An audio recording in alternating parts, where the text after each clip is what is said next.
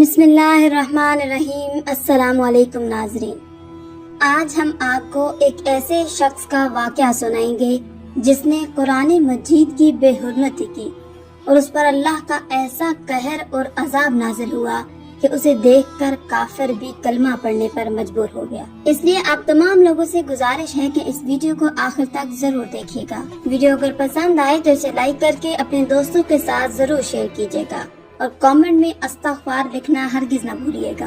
ناظرین، یہ واقعہ ایک گاؤں میں پیش آیا۔ وہاں ایک شخص تھا جس کا نام محمد فضل بخش تھا۔ وہ بہت ہی غریب انسان تھا۔ محمد فضل بخش کا نہ تو ماں باپ تھے، نہ ہی اس کا کوئی بہن بھائی تھا۔ وہ بہت ہی نیک اور دیندار انسان تھا۔ اپنا گھر نہ ہونے کی وجہ سے وہ دن رات مسجد میں رہتا۔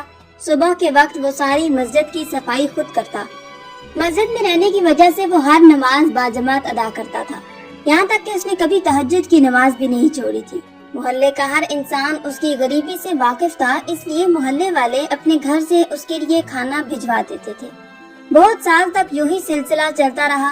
ایک دن مسجد کے امام نے فضل بخش کو اپنے پاس بلایا اور پوچھا، کیوں نہ میں تمہاری شادی کروا دوں اور تم اپنی بیوی کے ساتھ اپنے گھر میں رہو۔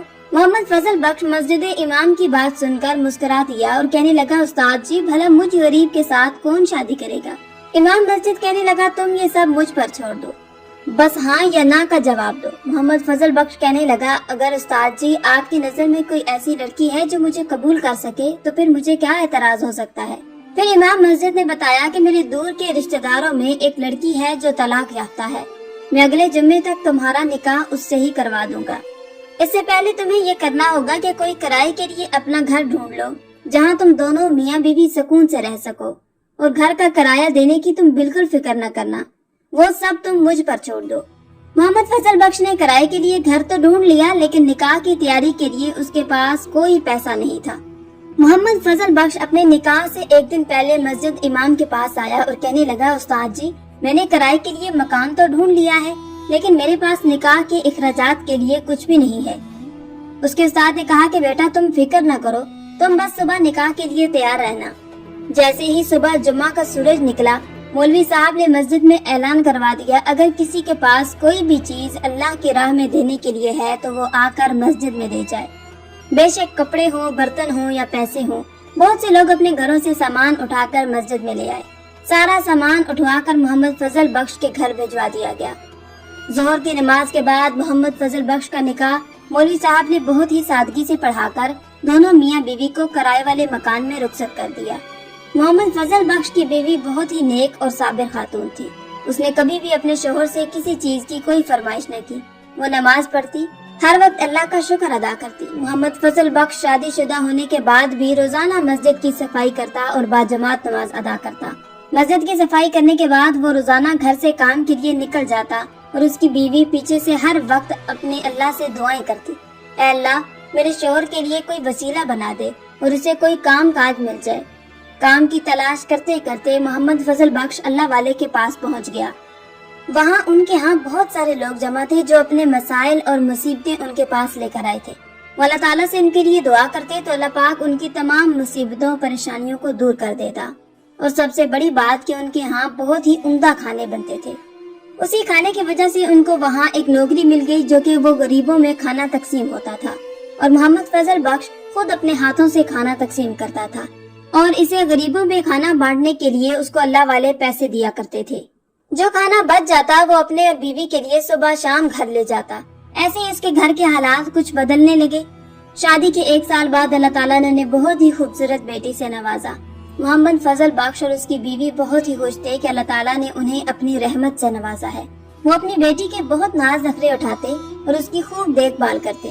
بیٹی کے 1 سال گزر جانے کے بعد اللہ پاک نے انہیں پھر دوسری بیٹی سے نوازا۔ اس کا شوہر پھر بھی خوش ہوا کہ اللہ پاک نے اسے پھر سے اولاد سے نوازا، اور وہ بھی اپنی رحمت سے۔ اس کی بیوی کہنے لگی کہ میں چاہتی ہوں کہ اللہ پاک مجھے اگلی دفعہ بیٹے سے نوازے۔ اس کا شوہر مسکرا کر کہنے لگا کہ کیا تجھے نہیں پتا کہ اللہ پاک وہاں بیٹیاں دیتا ہے جہاں وہ خوش ہوتا ہے؟ ہاں پتا ہے، لیکن بہنوں کا بھائی ہونا بہت ضروری ہے۔ آپ بس اپنے اللہ والے سے کہیے کہ ہمارے لیے دعا کرے، اگلی دفعہ ہمیں اللہ بیٹے سے نوازے۔ وہ اپنی بیوی کی باتیں سن کر مسکرا رہا تھا اور واپس اپنے کام پر چلا گیا۔ کچھ مہینوں کے بعد اس کی بیوی پھر سے امید سے ہوگی۔ اس نے اپنے لیے اللہ والے سے دعا کروائی اور خود بھی خوب گڑ گڑا کر دعائیں کی کہ اے اللہ اس بار مجھے اپنی نعمت سے نوازنا، لیکن اللہ پاک نے اسے پھر بیٹی سے نواز دیا۔ تیسری بیٹی کی پیدائش پر وہ بہت زیادہ پریشان ہوئی اور اپنے شوہر کو کہنے لگی کہ اب مجھے اپنے اللہ والے کے دربار میں لے کر جائیں، میں نے خود اپنا مسئلہ سناؤں گی، دیکھنا وہ میرے لیے دعا کریں گی تو اللہ پاک مجھے بیٹے سے نوازے گا۔ اس کا شوہر کہنے لگا نہیں، آپ گھر پر بیٹھ کر دعا کرو، میں خود تمہارا مسئلہ ان کو سنا دوں گا۔ جب 1 سال گزرا تو اللہ پاک نے انہیں پھر چوتھی بیٹی سے نواز دیا۔ چوتھی بیٹی کی پیدائش پر اس کی بیوی اپنے شوہر کے سامنے بہت روئی، کہنے لگی ہمارے گھر میں پہلے ہی غریبی ہے، اللہ پاک نہ جانے ہمیں کیوں بیٹیاں دے رہا ہے۔ اس کا شوہر کہنے لگا کہ تم خود اللہ کی بہت شکر گزار بندی ہو، تمہارے منہ سے ایسی باتیں اچھی نہیں لگتی، تم خود تو کہتی ہو کہ اللہ پاک بیٹیاں جہاں پیدا کرتا ہے وہاں ان کا رزق بھی بھیجتا ہے، پھر بھی میں ماں ہوں، میرا دل چاہتا ہے کہ اللہ مجھے بیٹے سے نوازے۔ 1 سال گزرنے کے بعد اللہ پاک نے اسے پھر بیٹی سے نواز دیا۔ 5ویں بیٹی کے پیدائش پر وہ بہت روئی، اللہ کے سامنے گڑ گڑائی کہ اے اللہ میں تیری ناشکری نہیں کر رہی، تیرے ہر فیصلے سے راضی ہوں، لیکن بہنوں کا بھائی ہونا بہت ضروری ہے، تجھے تیرے محبوب کا واسطہ، بی بی فاطمہ کا واسطہ مجھے بیٹے سے نواز دے۔ اس نے اللہ تعالیٰ کے سامنے بہت منتیں مانگی، روئی، گڑ گڑائی، اے اللہ اگر اس بار تو مجھے بیٹا دے گا میں اتنے نوافل ادا کروں گی، اتنے روزے رکھوں گی، فلاں فلاں۔ وہ اپنے شوہر کے ساتھ اس اللہ والے کے پاس چلی گئی اور خوب رو کر گڑ گڑائی کہ آپ تو اللہ کے ولی ہیں، اللہ پاک سے دعا کریں تو آپ کی دعا ضرور قبول ہوتی ہے، میرے لیے ایک دفعہ ہاتھ اٹھا کر دعا تو کر دیں، اللہ پاک ہمیں بیٹے سے نواز دے۔ نہ جانے اللہ پاک کو کیا منظور تھا، اللہ پاک نے اسے پھر بیٹی سے نواز دیا۔ دعائیں مانگتے مانگتے اس کو 10 سال گزر گئے، حتیٰ کہ اس کی 7 بیٹیاں پیدا ہو گئیں۔ 7ویں بیٹی کے پیدائش پر تو اس کے شوہر کی آنکھوں میں بھی آنسو آ گئے۔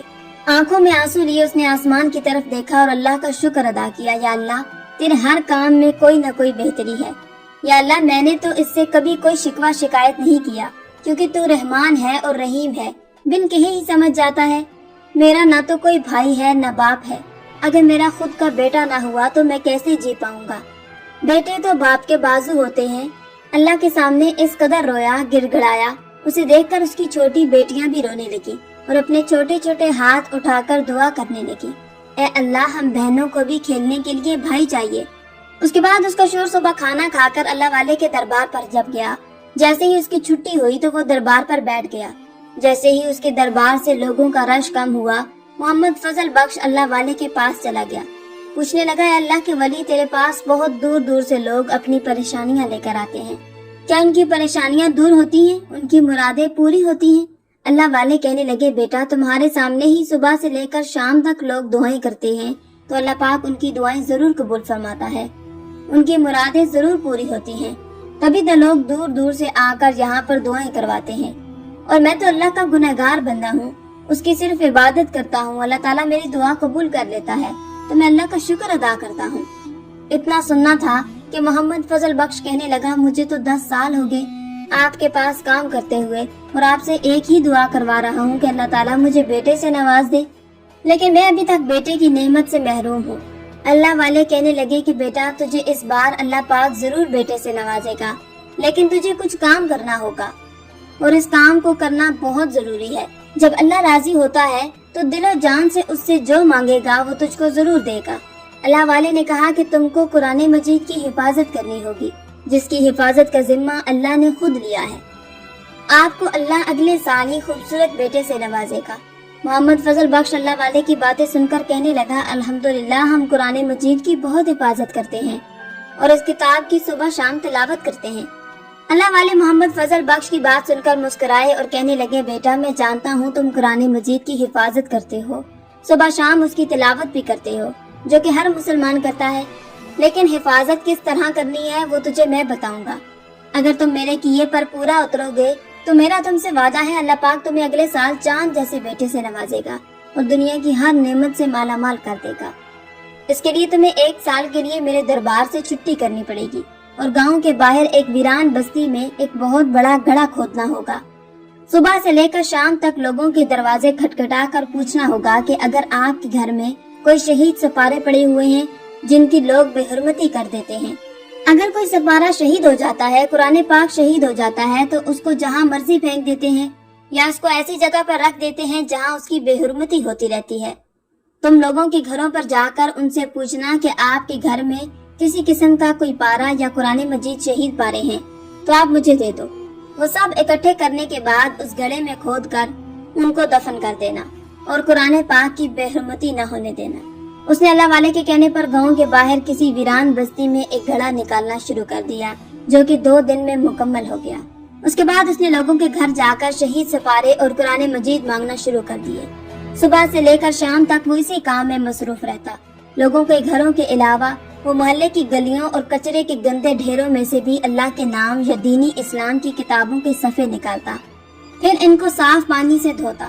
سارا کچھ اکٹھا کر کے وہ اسی گڑھے میں ڈال دیتا، یہاں تک کہ اس کے آس پاس جتنے بھی گاؤں تھے سب گاؤں میں وہ جاتا اور سب سپارے، قرآن مجید، جائے نماز، ریلیں اور دینی اسلامی کتابوں کے صفحے، یہاں تک کہ جو کچھ بھی ہوتا سب کچھ اکٹھا کر کے لے آتا اور شام کو اسی گھڑے میں ڈال دیتا۔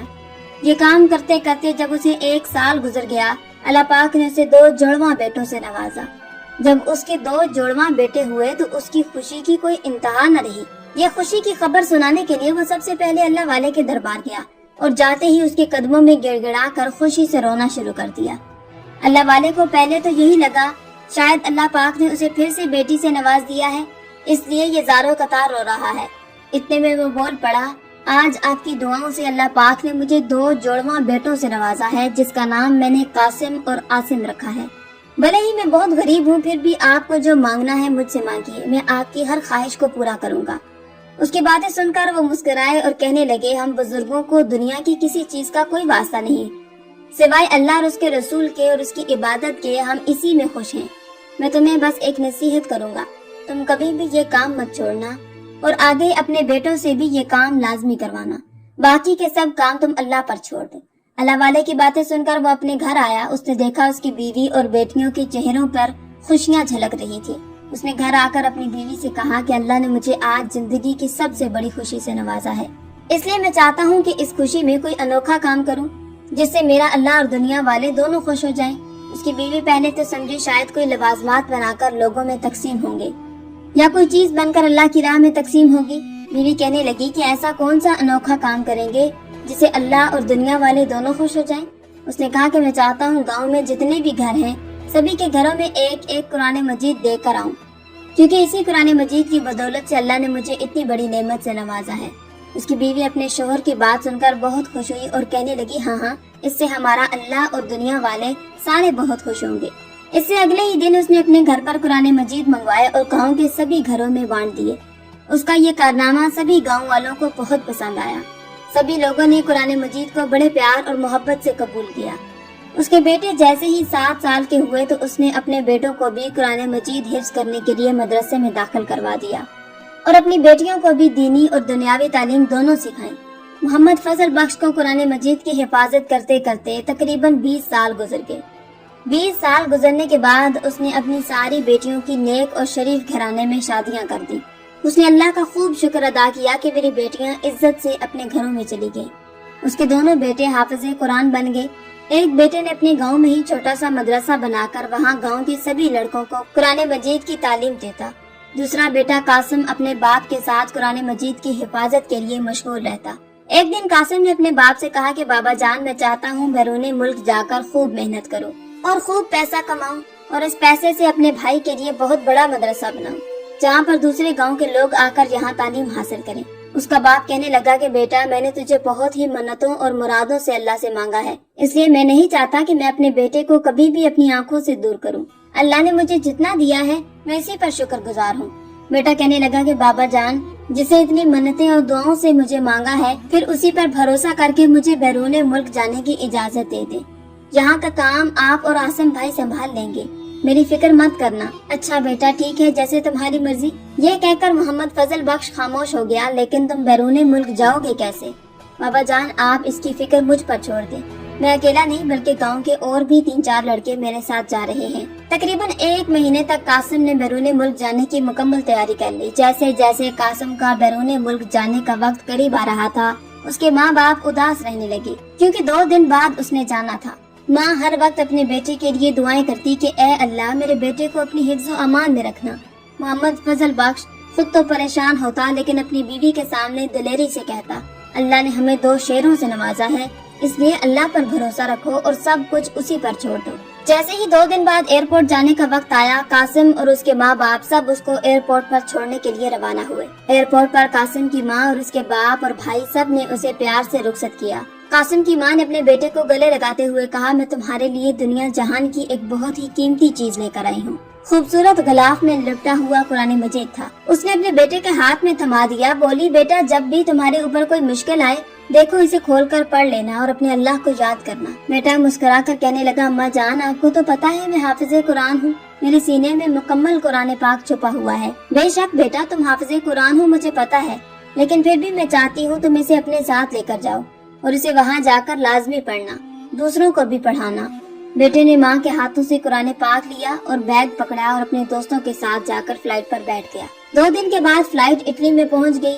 कासिम और उसके दोस्तों को काम ढूंढने के लिए बहुत ज्यादा परेशान नहीं होना पड़ा।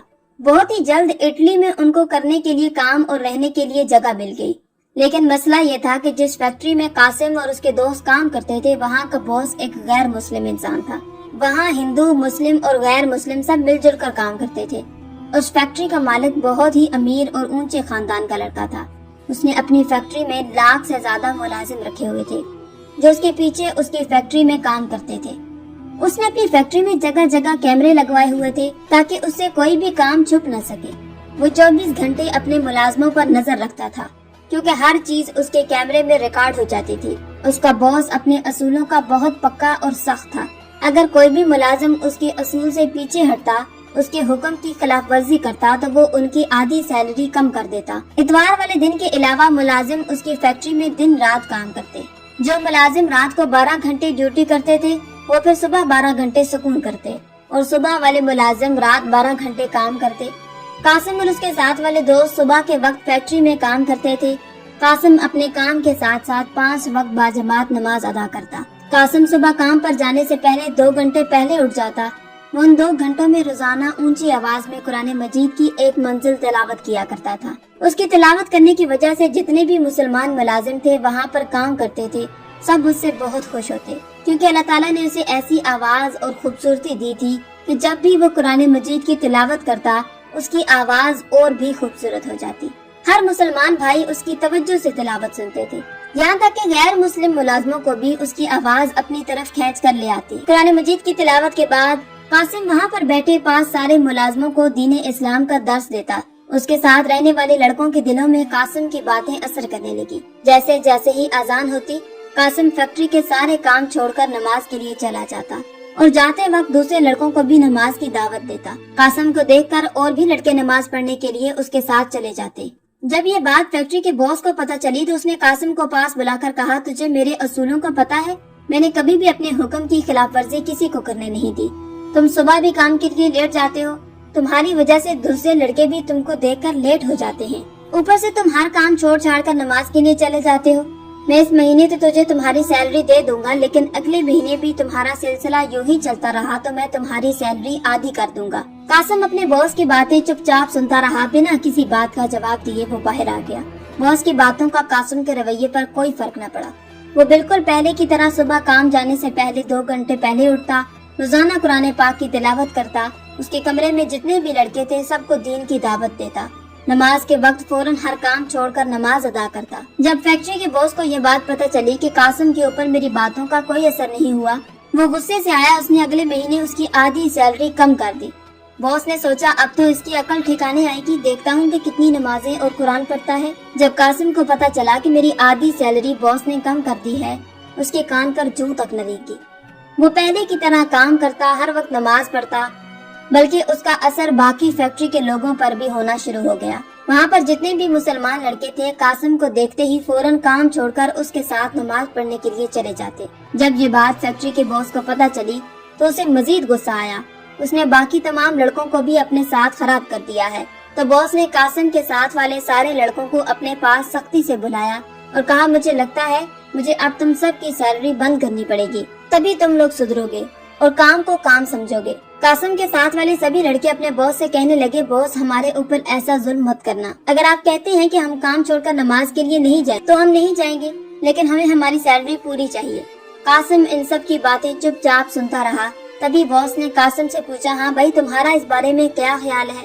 कासिम ने नरमी वाले लहजे से अपने बॉस को कहा, आप बेशक मेरी आधी सैलरी कम कर दें, लेकिन मैं कभी भी अपने काम के लिए नमाज और कुरान मजीद की तिलावत करना नहीं छोड़ सकता, क्योंकि ये तो आपका उसूल है। जो अपना काम छोड़कर किसी दूसरे काम के लिए जाता है तो आप आधी सैलरी देते हैं, लेकिन जी हमारा भी उसूल है, जो अल्लाह के हुक्म की खिलाफ वर्जी करता है तो हमारे अल्लाह की भी उस इंसान के लिए बहुत सख्त सजा है। माफ करना आप, मैं कभी भी ये काम नहीं कर सकता। बॉस कहने लगा, मुझे तो ये है कि मैं तुम्हें आधी सैलरी अब दे रहा हूँ, इसी वजह से अब तुम नमाज के लिए अपना काम छोड़कर नहीं जाओगे, लेकिन तुम तो बहुत ढीठ किस्म के इंसान हो। बॉस, मुझे आपकी आधी सैलरी मंजूर है, लेकिन नमाज छोड़ना कभी भी मंजूर नहीं। बॉस ने सख्त लहजे से कहा, अच्छा ठीक है, मैं भी देखता हूँ तुम कब तक अपने अल्लाह के हुक्म की खिलाफ वर्जी नहीं करते। एक न एक दिन तो तुम ये काम जरूर छोड़ दोगे। कासिम की बातों को पास वाले खड़े लड़के सुनकर बहुत ज्यादा शर्मिंदा हुए। उन्होंने भी अपने दिल में एक बात ठान ली कि अब चाहे दुनिया इधर की उधर हो जाए, हम भी कासिम के साथ नमाज पढ़ने के लिए जरूर चलेंगे। अगले ही दिन जब कासिम नमाज पढ़ने के लिए जाने लगा, उसके साथ पहले से भी ज्यादा लड़के जाने के लिए तैयार हो गए। जब इस बात का कासिम के बॉस को पता चला, उसने कुछ न कहा, बस उन सभी लड़कों को आधी सैलरी कम कर दी। इतवार वाले दिन फैक्ट्री से जब सब लड़कों को छुट्टी होती तो कासिम वहाँ सब लड़कों को इकट्ठा करके अपने नबी पाक की सुन्नतें बताता। वहाँ पर फैक्ट्री में 2-3 लड़के ऐसे थे जो गैर मुस्लिम थे। उनको कासिम की बातें बहुत अच्छी लगती थी। वो कासिम की हर बात पर अमल भी करते। कासिम सुबह जब भी कुरान मजीद की तिलावत करता तो वो गैर मुस्लिम लड़के उसकी तिलावत को बड़ी खामोशी और तवज्जो से सुनते। एक दिन उन लड़कों ने कासिम से डरते डरते कहा, क्या तुम हमें अपना कुरान मजीद पढ़ाना सिखाओगे? हमें भी बहुत शौक है, हम भी तुम्हारी तरह ऐसे ही सुबह सुबह कुरान मजीद पढ़ें, लेकिन इसके लिए हमें अपने बॉस से बहुत डर लगता है। वो तो हमें फैक्ट्री से निकाल देगा, क्योंकि हम तो गैर मुस्लिम हैं। वो हमारे ऊपर और हमारे घर वालों के सारे खर्चे बंद करवा देगा। हम नहीं चाहते कि हमारी इस बात का इल्म हमारे बॉस को हो। कासिम ने कहा कि देखो भाई, आपको अल्लाह के सिवा किसी से डरने की जरूरत नहीं और हमें उसी पर भरोसा करना चाहिए। सारी दुनिया का निजाम वही चला रहा है, लेकिन अगर आपको फिर भी अपने बॉस से इतना डर लगता है तो मैं इस बात का जिक्र किसी से नहीं करूँगा। मैं तुम लड़कों को जरूर कुरान मजीद पढ़ना सिखाऊंगा। उन लड़कों ने तकरीबन 1 साल तक कासिम से कुरान मजीद मुकम्मल कर लिया और कलमा पढ़कर मुसलमान हो गए। फैक्ट्री में बहुत सारे ऐसे गैर मुस्लिम लड़के थे जो कासिम से कलमा पढ़कर मुसलमान हो चुके थे। फैक्ट्री में कासिम को काम करते हुए तकरीबन 2 साल गुजर गए। कासिम को देखकर उस फैक्ट्री का बहुत ज्यादा माहौल बदल चुका था। बॉस को इस बात का पता चला कि कासिम ने बहुत से लड़कों को मुसलमान बना दिया है तो वो गुस्से से लाल पीला हो गया। बॉस ने सोच लिया कि आज कासिम की खैर नहीं, आज तो इसे खत्म करके ही छोड़ूंगा। बस बहुत हो गया, बहुत बर्दाश्त कर लिया। मेरी ही फैक्ट्री में आकर ये मेरे ही मुलाजमों का मालिक बना हुआ है। सुबह का सूरज कासिम का आखिरी सूरज होगा। जुम्मा का दिन था, सुबह का वक्त था। कासिम कुरान पाक खोलकर बहुत ही बुलंद आवाज से कुरान मजीद की तिलावत कर रहा था। उसके बॉस ने आते ही कासिम के मुंह पर जोरदार लात मारकर नीचे गिरा दिया और उसके हाथ से कुरान मजीद छीनकर दूसरी तरफ नीचे फेंक दिया। कासिम ने कुरान मजीद की तिलावत करना फिर भी न छोड़ी, क्योंकि उसे तो कुरान पाक मुकम्मल जुबानी याद था। उसके बॉस को इतना गुस्सा आया कि उसने अपने पास खड़े मुलाजिम को कहा कि जाओ जल्दी से माचिस लेकर आओ। आज मैं अभी इसी वक्त इसके सामने इसके कुरान पाक को जलाऊंगा। अब मैं देखता हूँ कि ये क्या करता है और इसका अल्लाह क्या करता है। कासिम ये बात सुनकर बहुत रोया और रोते रोते अल्लाह से फरियाद करने लगा कि ए अल्लाह, बेशक इस किताब की हिफाजत का जिम्मा अपने सर लिया है। ये खुद को बहुत बड़ा बॉस समझता है, आज तो इसे अपनी ताकत दिखा दे। जैसे ही उसका मुलाजिम माचिस लेकर आया, उसने माचिस जलाई और कुरान मजीद को आग लगाना शुरू कर दी। कुरान पाक को पकड़कर फेंक दिया। कुरान पाक को आग लगते हुए को फेंक दिया। अल्लाह की कुदरत, कासिम को पकड़कर एक पिंजरे में कैद कर दिया। अब मैं देखता हूँ कि तुम्हें यहाँ से कौन बचाने आता है। तुम भूखे प्यासे यहाँ मरोगे। यहाँ से जब बॉस अपने घर वापस जा रहा था तो रास्ते में उसकी अचानक तबीयत खराब हो गई। उसे सांस लेने में दुश्वारी होने लगी तो बाकायदा प्रोटोकॉल के साथ उसे हॉस्पिटल पहुँचाया गया, जहाँ पर उसके मुख्तलिफ टेस्ट किए गए। उसकी कोई भी बीमारी सामने नजर न आई। उसकी मजीद हालत बिगड़ती जा रही थी। उसका वजूद जगह जगह से फटने लगा। खून की धाड़ियाँ ऐसे रस रही थी जैसे किसी ने गहरे जख्म लगा दिए हों। वो शख्स दर्द से चीख रहा था। मगर डॉक्टर भी हाथ पर हाथ रखकर बैठे उसका इंजाम देख रहे थे, क्योंकि कोई भी बीमारी की तशखीस नहीं कर पा रहा था। धीरे धीरे उसकी आंखों से खून उबलने लगा और बाहर आने लगा। उसकी आंखें बिल्कुल सुर्ख हो गई और जिस्म के कई हिस्सों से खून जारी हो गया। वो दर्द से इस कदर चीखता चिल्लाता पूरा हॉस्पिटल सर पर उठा लेता, मगर उस पर तो खुदा का अजाब नाज़िल हो रहा था। कई लोग इसके करीब गए और कहा कि तुम अपने गुनाहों की माफी अल्लाह से मांग लो, वो तुम्हें माफ कर देगा। तुमने जो गुस्ताखी की है वो इंतहाई संगीन है, ये इसी का अजाब तुम पर नाज़िल हो रहा है। मगर उस गैर मुस्लिम बॉस ने किसी की बात न मानी। देखते ही देखते उसके वजूद से लगे जख्मों से अजीब स्याह मादा बहने लगा, जिसकी इस कदर गंदी बदबू थी कि डॉक्टर भी पास जाने से कराहत महसूस करने लगे। ये खबर जैसे ही फैक्ट्री में उसके मुलाजमों और वहाँ के बाकी लोगों को पता चली तो लोग उससे मजीद नफरत करने लगे। उसकी हालत मजीद तशवीशनाक होती गई। वो पल पल मौत के लिए तड़पता रहा। उसने डॉक्टरों को ये तक बोल दिया कि मुझे जहर का एक बार इंजेक्शन लगाकर मार दिया जाए, मैं पल पल वाली मौत बर्दाश्त नहीं कर पा रहा। मगर डॉक्टर पूरी कोशिश करके उसे बचाने में लगे हुए थे। देखते ही देखते उसके जिस्म से बाल निकलना शुरू हो गए और लंबे लंबे नाखून निकल आए और उसकी शक्ल बिगड़ना शुरू हो गई, नाउज़ुबिल्लाह, जैसे किसी कुत्ते से भी बदतर हो गई हो। वो एक खौफनाक जानवर की शक्ल में मुब्तला हो गया। उसे देखकर वहाँ पर खड़े सारे डॉक्टर भागकर हॉस्पिटल से बाहर आ गए। वहाँ पर सभी देखने वालों के रोंगटे खड़े हो गए। देखने वाले कानों पर हाथ लगाने पर मजबूर हो गए। सबके लबों पर अस्तगफार की तस्बीह बुलंद होने लगी। बेशक अल्लाह पाक ने कुरान मजीद की हिफाजत का जिम्मा खुद लिया है और जो भी इसकी गुस्ताखी करना चाहेगा तो यकीनन अल्लाह ताला का सख्त अजाब नाज़िल होगा, जैसे इस शख्स पर नाज़िल हुआ। ये खबर इटली में आग की तरह फैल गई। कोई भी इंसान जब उस शख्स को जानवर के रूप में देखता, उसे देखकर हर कोई थू थू करके चला जाता। कासिम के दोस्तों ने पिंजरा तोड़कर कासिम को बाहर निकाल दिया और जिस कुरान पाक को उसने आग लगाई थी वो सही सलामत था और उसी पिंजरे में उस जानवर शख्स को कैद करके बंद कर दिया गया। ये मौजज़ा देखकर फैक्ट्री के सभी लोग कासिम के साथ खड़े हो गए। वहाँ पर सभी गैर मुस्लिम लोग ये मौजज़ा देखकर मुसलमान हो गए। अल्लाह ने कासिम को और भी इज्जत से नवाज दिया, इसलिए हर जगह कासिम के चर्चे होने लगे। हर कोई कासिम को मुंह मांगी रकम देकर काम पर रखने के लिए तैयार था। जब इस गैर मुस्लिम बॉस के घर वालों को ये सब पता चला तो वो कासिम से आकर मिले और खुद अपनी मर्जी से उसको इस फैक्ट्री का बॉस बना दिया और इसके सब घर वाले कलमा पढ़कर मुसलमान हो चुके थे। सुभान अल्लाह। नाज़रीन, कुरान करीम आसमानी किताबों में सबसे बुलंद और मुमताज इस सबब से भी है। आज दीन इस्लाम तेजी से फैला है तो ये बात गैर मुस्लिम को खटक रही है। वो ऐसे ऐसे मौके तलाश करने में लगे हैं जिससे वो इस्लाम को बदनाम कर सके। इसमें उनका छुपा हुआ मकसद फकत लोगों को इस्लाम से दूर और गुमराह करना है ताकि ईसाई इस्लाम की जानिब रागिब न हो सके, गैर मुस्लिम इस्लाम की तरफ न आ सके।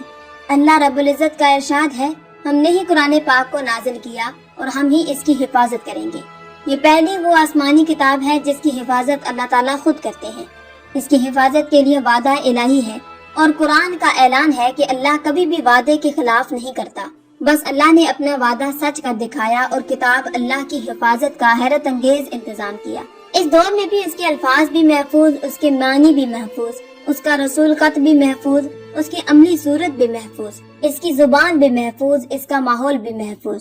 जिस अजीम हस्ती पर इसका नज़ूल हुआ उसकी सीरत भी महफूज। गाज़ ये कि अल्लाह रब्बुल इज्जत ने इसकी हिफाजत के लिए जितने असबाब, वसाइल और तरीके हो सकते थे वो सब इख्तियार किए और यूं ये मुकद्दस किताब पाकीज़ा हर लिहाज और हर जानिब से मुकम्मल महफूज हो गई। लाख कोशिश की गई मगर कोई एक कोशिश भी कामयाब कारगर साबित न हो सकी और न ही कयामत तक होगी इंशाअल्लाह। नाज़रीन, अगर आपको हमारी ये वीडियो पसंद आई हो तो इसे लाइक करके अपने दोस्तों के साथ जरूर शेयर कीजिएगा।